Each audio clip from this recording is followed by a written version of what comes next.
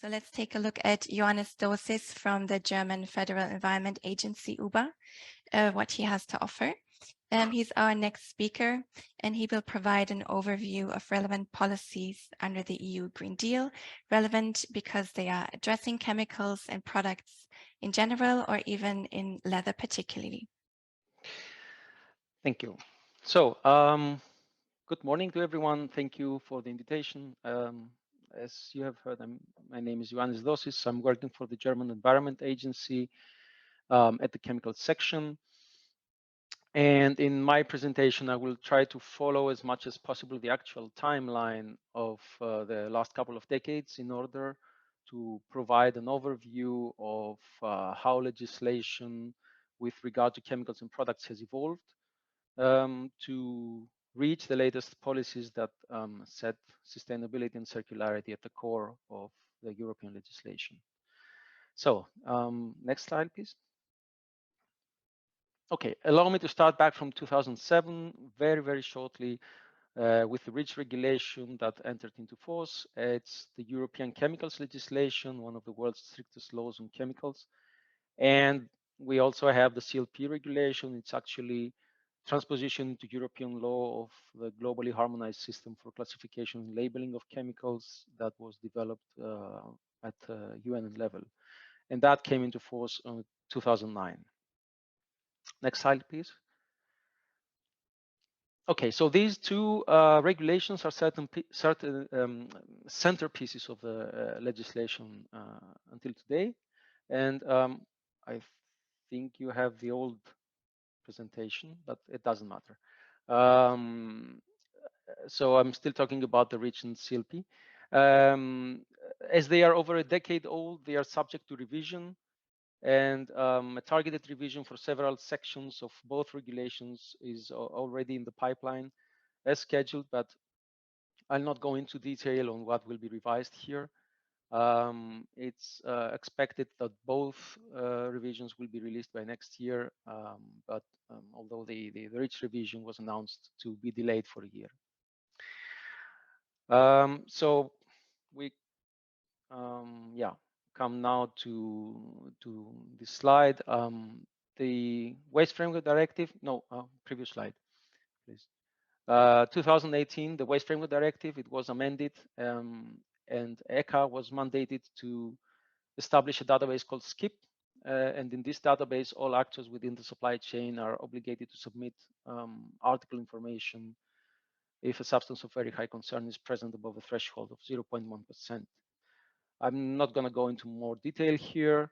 We can go into the next slide. It was just to mention SKIP. And now we come 2019, when the Green Deal, the European Green Deal, one of the central pieces of policy strategies was delivered by the Commission. It's a huge package of cross-sectoral policy initiatives that aims to bring Europe on a path to green transition. And the ultimate goal here is to reach climate neutrality by 2050. But at the same time, support the transition by establishing a modern and competitive economy. Next slide, please. Okay, so the major goal of the European Green Deal was very nicely named the Zero Pollution Ambition.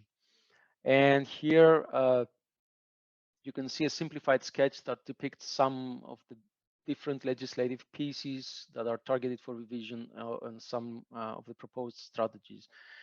It actually covers all aspects of the environment, and at the same time, it brings together chemicals and the industry. And we have initiatives here that focus on climate, that focus on the environment, but the economy is also brought into play here. And a couple of years later, May 2021, the Zero Pollution Action Plan for a Toxic-Free Environment was released by the Commission. And that's actually a roadmap with specific proposals on how to reach the zero pollution target by 2050. Next slide, please. Right. One of the main building blocks of the European Green Deal, the Circular Economy Action Plan here, was announced in 2020. In reality, the terms circularity, substances of concern, they had already started to ring out even before. Back in 2015, there was a communication from the Commission that hinted at the creation of an interface between chemicals, products, and waste. And then a little later in 2018, there was another communication that clearly mentioned terms like material safety, durability, circularity, recyclability.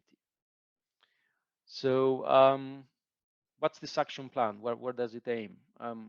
The main idea is to create an economy where the value of products, materials, resources is maintained in the economy for as long as possible, and the generation of waste is minimized. So essentially less waste, more value.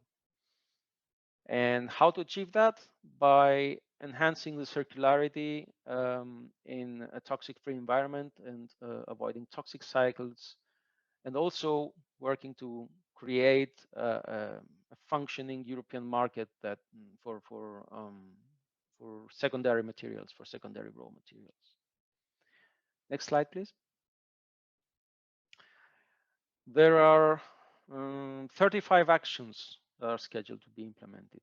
The action plan aims to make sustainable products the norm in the EU, seeks to empower consumers, public buyers. It focuses on sectors where circularity potential is high. It wants to cut down on waste generation and tries to bring all these efforts also on a global scale. In all this, the industry plays a central role.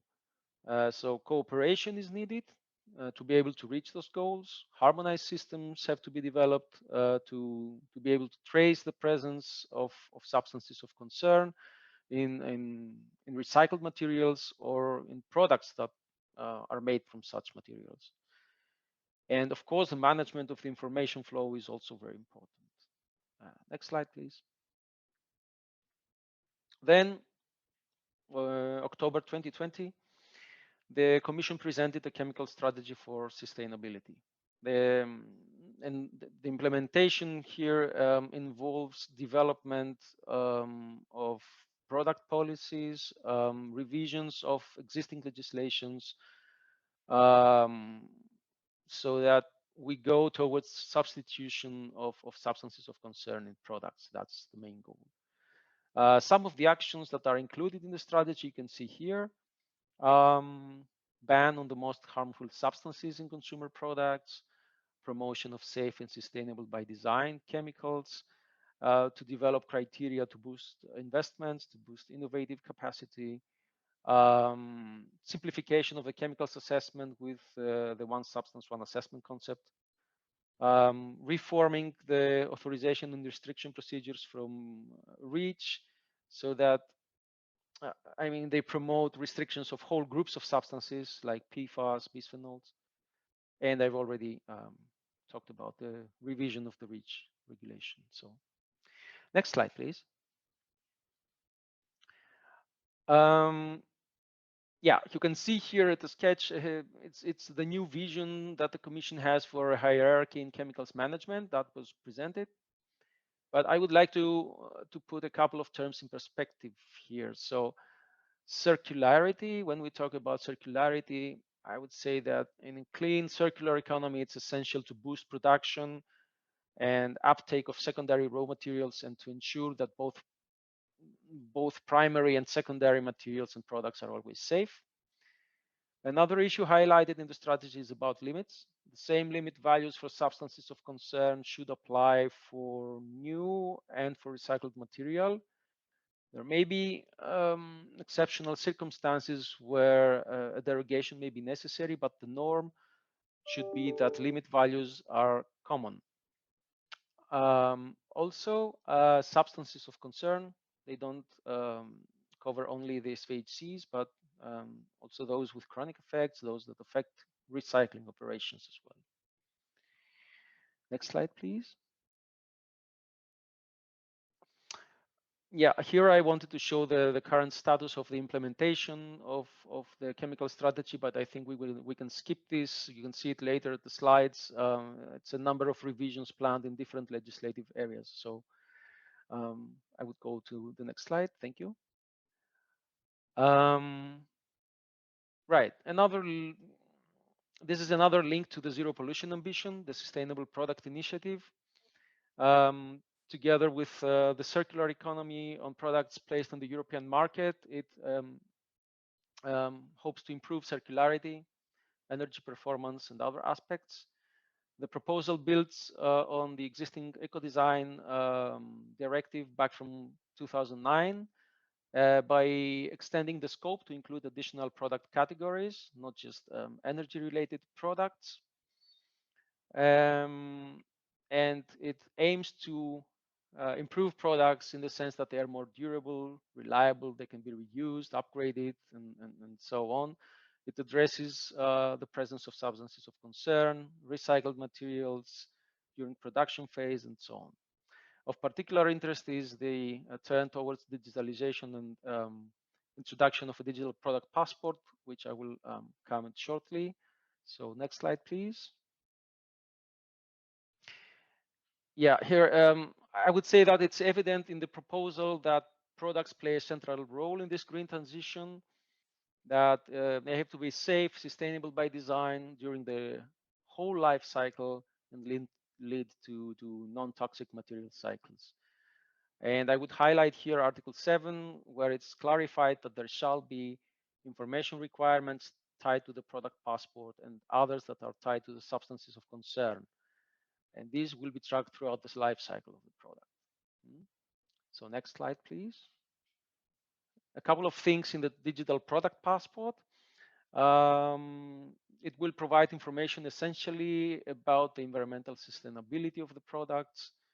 And the goal is to help consumers and businesses to make informed choices when purchasing products, facilitate repairs, recycling, improve transparency. And it's also envisioned as a helping tool for public authorities to perform checks and controls more easily. And so that's the general idea. Next slide, please. I just wanted to note that we are already a little bit short in time, just to let you know about the timekeeping. Yeah, okay. Just 1 or 2 minutes is, yeah. Thank you. So around the same time, the Commission announced another strategy, this time sustainable and circular textiles. It falls under the framework of the Green Deal and the Circular Economy Action Plan and Industrial Strategy. And the product scope covers the whole textiles ecosystem. It refers to textile, clothing, leather, footwear industries. And you can see here the vision of the Commission for 2030 in these points. It aims to ensure that the products placed in the market are long-lived, they are of high quality, recyclable, and also that the industry moves from a linear to a circular business model. Next slide. Okay, here are the initiatives of the strategy. Includes mandatory eco-design, requirements for textiles and leather products, clearer information for products, digital product passport, and actions to discourage destruction of unsold or returned articles. I'm just picking out a few. But at the same time, it aims to boost circular business models and include reuse and repair sectors. And to achieve this transition into circularity, the Commission also plans to provide support and accompany the textiles ecosystem during the transformation. And next slide is, no, skip that. That was also already mentioned. Right, and this is the last one. So conclusion, it's evident that European legislation sustainability and products is expanding at rapid rates with the introduction of the Green Deal. There are strong interlinks that are created among legislative pieces that belong to different sectors, and all these interlinks revolve around circularity and sustainability. The chemicals in products are getting attention. There's increased information and transparency obligations. That's also relevant for the leather supply chains. and substances of concern are also getting into the spotlight. So substitution with alternatives is called for. And last, companies need to build up management capacities that allows them to control the chemicals in the products they produce and place in the market. So with that, thank you for your attention. And yeah, I will be happy to take questions or comments. Thank you, Ioannis, for this overview. We think that it shows that the anticipations of the scenario story regarding regulatory development are quite accurate. So this also means that the solution approaches developed in the sub-projects we will hear in a minute about might well help tackle those regulatory challenges. We now have the time to look at your questions. If you have any now, please free to post them into the chat. Until now, I do not see. Yeah, here. We have a question, which is given to Andreas Meyer. How do you think a level of playing field can be achieved without legislation in form of bans and registrations?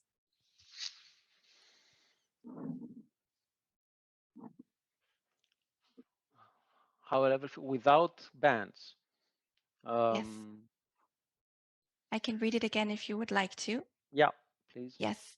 How do you think a level playing field can be achieved without legislation in a form of bans and registrations? Well, I would. Restrictions. Yes. I'm sorry. I would say that the level playing field is. I agree that the level playing field is not something that you can achieve only by bans, right? I would say that as the Commission has in mind, it has to do with keeping an overview on the correct implementation of all the measures that are being taken for everyone, meaning that